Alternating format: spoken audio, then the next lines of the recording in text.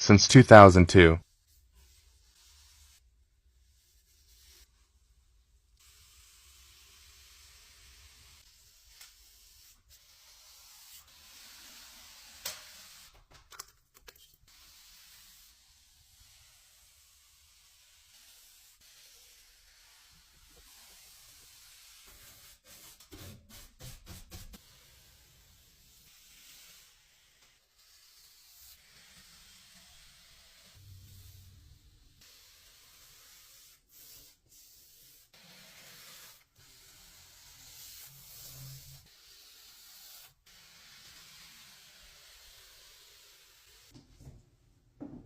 So the people selling this home want their mirror going with them. I don't blame you, it's gorgeous. I mean, it's got freaking carpet on it. But I approached the mirror and realized, oh, man.